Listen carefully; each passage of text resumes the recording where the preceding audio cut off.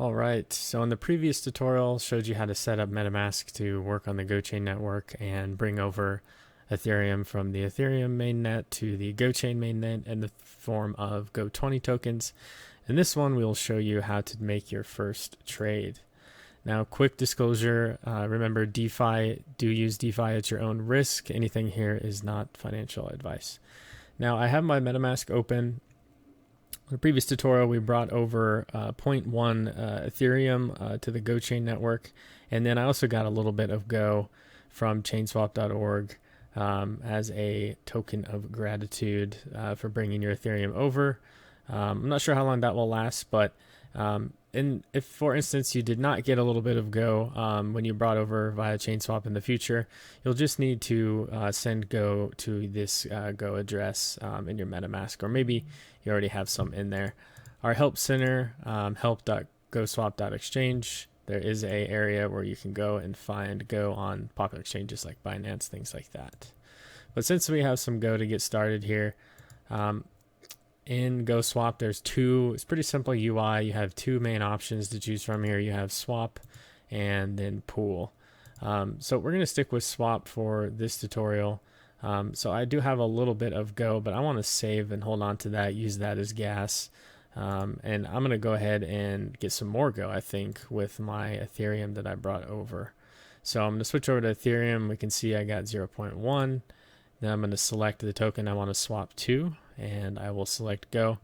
Now, some might ask what WGO is. If you have to ask that, you probably don't need to pay attention to it. It is a special, what's called wrapped version of Go, similar to Go, WETH.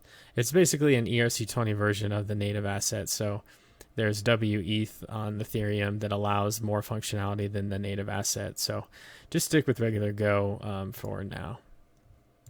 And so it's going to ask me how much I want to swap. In order to see prices and things like that, I'll need to enter. So let me go ahead and see what it would be to swap 0.01, about a tenth of my balance, into Go. Okay. So we'll say the price, this is the amount of Ethereum per Go, and this will be kind of the estimated amount based on what is in the pool. Now, the very first time swapping on GoSwap, you'll see this approve button. This will happen for pretty much if I were to swap from USDC or other tokens. It's going to basically ask MetaMask, hey, do I have authorization does GoSwap have authorization to spend your Ethereum to get Go? So I'm going to click approve ETH. Pop-up will come up. Super cheap gas fee because we're on GoChain. I think like 3/10,000th of a penny or something like that. Maybe even less than that for this one. So I'm going to go ahead and confirm. This will send a transaction where you'll see pending right here, and I can actually see that recent transactions I sent to the blockchain to approve that Ethereum can be spent. And this should only take a few seconds.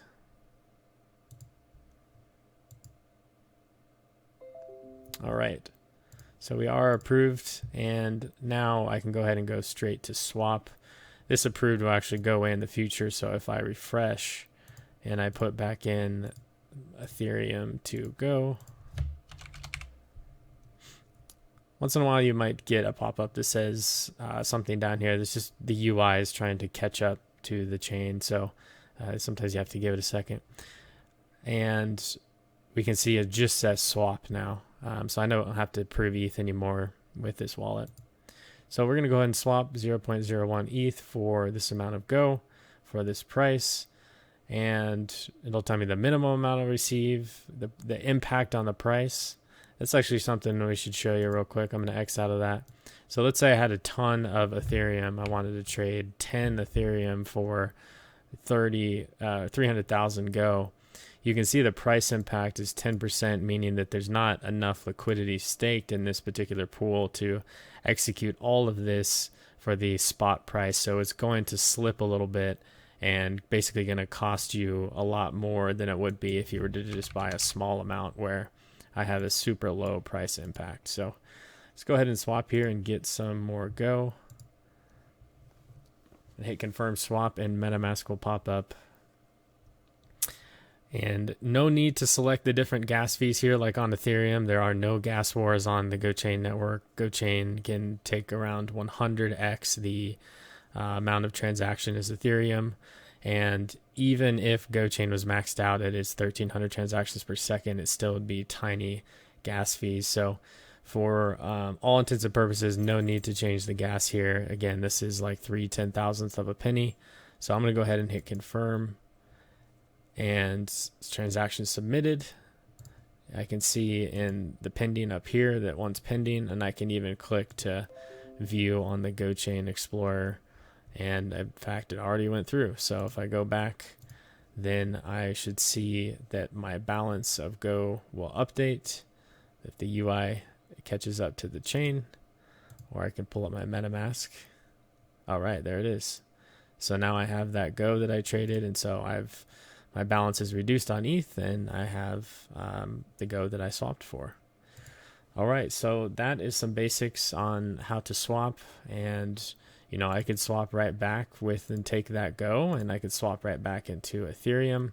Obviously, I'll get a little bit less since there is, on any swaps, there is a 0.3% transaction fee that goes to the liquidity providers. That's standard, and also on Uniswap. So just be aware of that. In the next tutorial, we'll go ahead and go over pooling and liquidity. So thanks for watching, and see you on the next one.